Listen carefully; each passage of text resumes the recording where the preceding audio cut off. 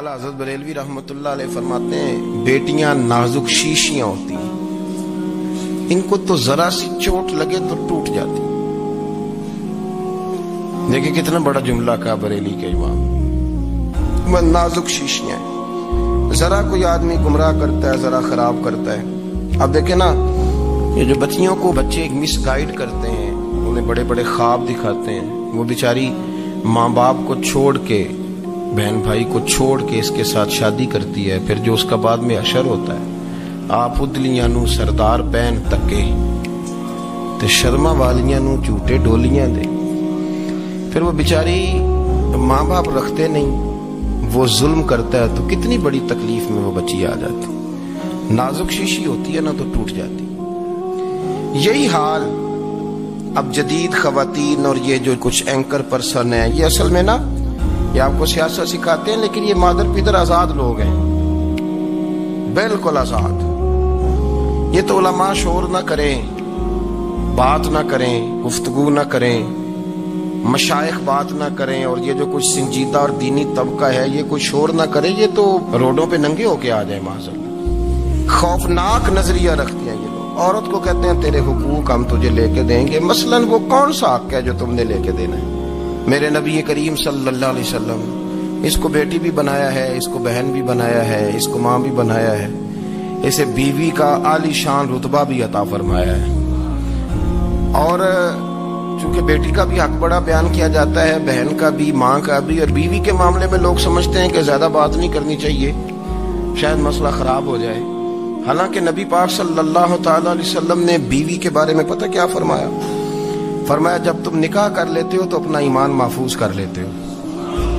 अब मैं इसकी शरह नहीं करता, आप खुद कर लीजिएगा कि वो एक ऐसी शख्सियत होती है कि जिसकी मौजूदगी में आपका ईमान महफूज है। अब मैं नहीं समझता कि इससे बड़ी बात कोई और हो सकती है, जिसकी मौजूदगी में आपका ईमान। और भाई ये हदीस पाक अर्ज कर रहा हूं, निकाह जब कोई कर ले तो उसने अपना ईमान मुकम्मल कर लिया। इसका माना ये हुआ कि आपका ईमान महफूज है उसकी मौजूदगी में। तो इससे ज्यादा भी, यानी ईमान सबसे कीमती चीज है ना, तो उसके महफूज होने की वजह हुजूर ने निकाह बयान कर दी। अब मेरा ख्याल है बीवी अगर कोई इससे बड़ा हुकूक मांगेगी तो बेवकूफी करेगी। इतना बड़ा दर्जा नबी करीम ने उसे अता कर दी, इतना बड़ा मकाम दे दिया कि तू खामद के ईमान के महफूज होने का जरिया बन गई है। औरत को जो हुकूक रसूल करीम सल्लल्लाहु ताला अलैहि वसल्लम ने अता फरमाए, नबी पाक ने जो हुकूक दिए, देखे ना, हजरत अब्दुल्ला इब्न उमर रदी अल्लाह ताला अन्हु की अहलिया बीमार थी, तो जल्दी जल्दी से वो आए। तो जब बहुत जल्दी हो, सफर बड़ा शदीद था, तो आपने जल्दी से नमाज अदा की, जल्दी से चले। आपके खादिम कहने लगे हुजूर खैरियत है? फरमाया मेरी बीवी बीमार है। तो उसने अर्ज की हुजूर आपकी अहलिया बीमार है, तो आपने नमाज भी जल्दी से पढ़ी, सफर भी जल्दी जल्दी किया। तो फरमाने लगे ये वो चीजें हैं जो हमें मदीने वाले रसूल ने सिखाई। आप इस कैफियत को समझें कि हुजूर सल्लल्लाहु अलैहि वसल्लम ने दर्स दिया। और फिर एक और बहुत बड़ी बात, ये फजीलत किसी और को नहीं दी।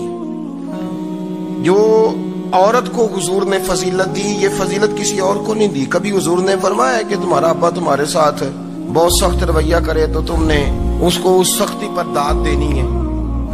फरमाया चलो अगर वो ज्यादती भी करे तो तुमने उसके साथ सलूक अच्छा ही करना है। लेकिन आप एक बात को समझे ना कि बच्चे के बारे में, बेटे के बारे में, बेटी के बारे में फरमाया 10 साल के होके नमाज ना पढ़े तो सख्ती करो, तुम्हारा डंडा भी लटकना चाहिए। बहुत सारी जगहों पे बहुत सारे लोगों के लिए सख्ती का हुक्म दिया, लेकिन औरत के लिए हुजूर ने जो जुमले कहे, असल में हम समझते हैं कि ये एक बात है, मशहूर हो गई है रवायत हदीस, तो बस इसके पस मंजर पर और जुमलों के हुस्न पर शायद माज़अल्लाह गौर करने की जरूरत नहीं। जरा इस लफ्ज की तासीर पर गौर करें। हुजूर ने फरमाया औरत टेढ़ी पसली से पैदा की गई है, ये टेढ़ी है, तो सीधा करने की कोशिश करोगे तो टूट जाएगी। तो हुजूर फिर हमारे लिए हुक्म क्या है? फरमाया जैसी है तुम इसी के साथ निभा करो। आप समझें कि इतना महफूज हुजूर ने दर्जा दे दिया बीबी को, इतना महफूज कि फरमाया गलती भी हो तो मेरे गुलामों तुम इसके साथ निभा करो, गुजारा कर लो। को क्या और हक चाहिए औरत को, जिसको इसकी गलतियों समेत नबी पाक ने कबूल करने का हुक्म दे दिया। کہ اس کی کمزوریوں سمیت قبول کر لو. اب اس کو اور کیا کوئی کمزوریوں سمیت قبول کرتا ہے؟ کبھی آپ دکان پہ بیٹھے ہو تو آپ کہیں بھی اس میں یہ بھی غلطی، میرے مال میں یہ بھی کمزوری ہے، یہ بھی کمزوری ہے، یہ بھی کمزوری ہے، تو کر لے قبول. کرتا ہے کوئی؟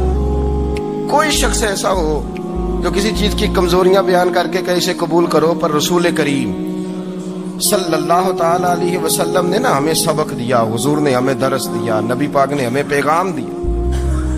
فرمایا یہ ٹیڑھی ہے، سیدھی کرنے کی کوشش کرو گے تو بیچاری ٹوٹ جائے گی، تو اس کے ساتھ نبھا کر جاؤ. آپ میری بات کو سمجھیے گا. چلے میں اس پر ایک اور بخاری مسلم کی حدیث پڑھتا ہوں. حضرت سلمان فارسی رضی اللہ تعالیٰ عنہ اور حضرت ابو درداء کے درمیان بھائی چارہ تھا. مکے سے مدینے جب لوگ آئے تو حضور نے بھائی بھائی بنایا تھا. ان کے درمیان بھائی چارہ تھا تو ابھی پردے کی آیات نازل نہیں ہوئی تھی، تو لوگ ایک دوسرے کی طرف جاتے تھے. حضرت سلمان فارسی رضی اللہ تعالیٰ عنہ حضرت ابو درداء رضی اللہ تعالیٰ عنہ کے گھر میں تشریف لے گئے تو دیکھا کہ ان کی بیوی بڑی غمگین بیٹھی.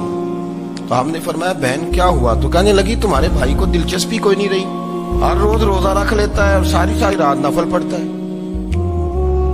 حضرت سلمان فارسی کہنے لگے ٹھیک ہے کر لیتے ہیں بندوبست. نماز دین ہے کہ نہیں؟ دین ہے نا یہ چیزیں.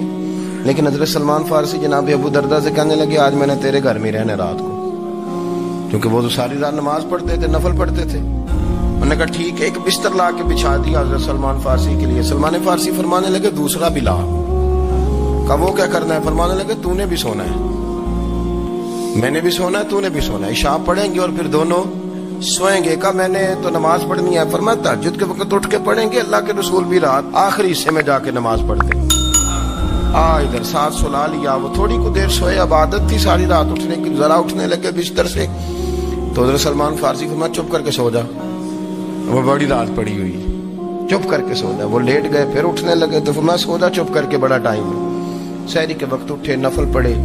ان کا ارادہ تھا روزہ رکھنے کا. تو فرمانے لگے کل رکھا تھا نا نفلی روزہ؟ جی رکھا تھا. پرسوں بھی رکھا تھا ترسوں بھی رکھا تھا. فرمایا آج نہیں رکھنا، آج میں تیرا مہمان ہوں، سارا دن کٹھے مل کے روٹیاں کھائیں گے، آج نہیں روزہ رکھنا. سلا دیا. اب حضرت ابو درداء رضی اللہ تعالیٰ عنہ کہہ تو کچھ نہ سکے، پر کہنے لگے سلمان تم پتہ تم کیا کر رہے ہو؟ نہ تم نے مجھے رات اٹھ کے زیادہ نفل پڑھنے دیے، سویرے روزہ نہیں رکھنے دیا. تو حضرت سلمان فارسی کہنے لگے کوئی لمبی بات تو نہیں نا، چلتے ہیں نا ابھی فجر میں مسجد نبی میں، تو نبی پاک کو بتاتے ہیں. سرکار دو عالم علیہ السلام کی خدمت میں تو اپنی بات کرنا، میں اپنی کروں گا. حضور نتیجے کا اعلان فرما دیں گے، بات طے ہو جائے گی. حاضر خدمت ہوئے، عرض کی یا رسول اللہ صلی اللہ تعالی علیہ وسلم یہ ساری رات نفل پڑھتے ہیں، ہر روز روزہ رکھتے ہیں، ان کی اہلیہ غمگین بیٹھی ہیں، حکم فرمائیں. تو نبی پاک صلی اللہ علیہ وسلم نے فرمایا پھر ہوا کیا؟ یا رسول اللہ میں نے رات سلایا ہے، سحری میں اٹھایا ہے، سویرے روزہ نہیں رکھنے دیا. نبی پاک نے فرمایا سلمان فارسی نے ٹھیک کیا، سلمان فارسی نے ٹھیک کیا. پھر حضور نے فرمایا، نبی کریم نے فرمایا ابو درداء تیرے اوپر اگر اللہ کا حق ہے، اس کے رسول کا حق ہے، دین کا حق ہے، تو فرمایا تیری آنکھ کا بھی تیرے اوپر حق ہے، تیرے وجود کا بھی تیرے اوپر حق ہے. یہ حضور نے فرمایا تیرے بچوں کا بھی تیرے اوپر حق ہے، تیری بیوی کا بھی تیرے اوپر حق. اس حق کو بھی سمجھے، حقوق اللہ بھی ہیں، پر تیری آنکھ کا بھی تیرے اوپر. کیا مانا کہ تیری آنکھ سونا چاہتی ہے تو اسے سلا بھی، تیرے وجود کا بھی تیرے اوپر حق. تو تیرا وجود آرام کرنا چاہتا ہے تو اسے آرام بھی کرا. اور پھر وہاں نبی پاک صلی اللہ علیہ وسلم نے فرمایا میں تم سب سننا یہ لفظ حدیث کے. حضور نے اسی موقع پر فرمایا میں تم سب سے زیادہ اپنے رب کو جانتا ہوں اور میں تم سب سے بڑھ کر اپنے رب سے ڈرتا ہوں. حضور فرمانے لگے میں روزہ بھی رکھتا ہوں، افطار بھی کرتا ہوں، یعنی کبھی رکھتا ہوں اور کبھی نہیں رکھتا. فرمایا میں نفل بھی پڑھتا ہوں اور اپنی بیویوں کو وقت بھی دیتا ہوں. سرکار مسجد میں بھی آتے تھے، نواسوں کے ساتھ کھیلا بھی کرتے، ان کے ساتھ پیار بھی کرتے. تو اتنے بڑے حقوق حضور نے بیان فرمائے عورتوں کے کہ تمہاری بیوی کا بھی تمہارے اوپر. لو ایک حدیث بخاری کی اور یہاں بیان کر دیتا ہوں. ایک شخص نے آ کے عرض کی یا رسول اللہ صلی اللہ تعالی علیہ وسلم جہاد کے لیے تیاری ہو گئی ہے، صفیں بن رہی ہیں، مجاہدین کی تیاری ہے، تو میرا بھی نام لکھ دیا گیا ہے مجاہدوں کی لسٹ میں، لیکن یا رسول اللہ صلی اللہ تعالی علیہ وسلم میری بیوی نے حج کی تیاری کر لی ہے اور میرے دوستوں نے صحابہ نے میرا نام مجاہدین کی لسٹ میں لکھ دیا تو میرے لیے کیا حکم ہے؟ یہ بخاری مسلم ہے۔ تو نبی پاک صلی اللہ تعالی علیہ وسلم نے فرمایا جہاد پہ کوئی اور چلا جائے گا تو بیوی کے ساتھ حج کرنے جا، اسے محرم کی ضرورت ہے، وہ تیرے بغیر کیسے جائے گی؟ مجاہدین کو تو اور مجاہد مل جائے گا پر تو اپنی بیوی کے ساتھ جانا۔ نبی پاک صلی اللہ علیہ وسلم نے مرد کو محافظ بنایا ہے، عورت کو مرد کا قیدی نہیں بنایا بلکہ عورت کو حفاظت عطا کی اور مرد کو اس کا محافظ بنایا۔ اب بچیاں آزاد ہونا چاہتی ہیں اور آزادی بھی وہ والی کہ جو بنیادی طور پر آزادی نہیں، فحاشی ہے۔ میں نے بہت پہلے کہا ہے کہ اسلام بیٹیوں کو قیمتی سمجھتا ہے۔ جس بندے کے پاس 20 تولے سونا ہو وہ چوک میں لے کے نہیں آتا، وہ قیمتی چیز ہے، اس نے چھپا کے رکھی ہوتی ہے۔ تو جو نبی پاک صلی اللہ علیہ وسلم کا کلمہ پڑھنے والے بیویاں، اسلام انہیں قیمتی سمجھتا ہے، کہتا ہے کہ تم قیمتی ہو لہذا گھر کے اندر رہو، تم باہر نہ ہو۔ لیکن عورتیں ہیں کہ ان کو بلا وجہ لوگ خراب کر دیتے ہیں اور بلا وجہ وہ اس مغالطے کا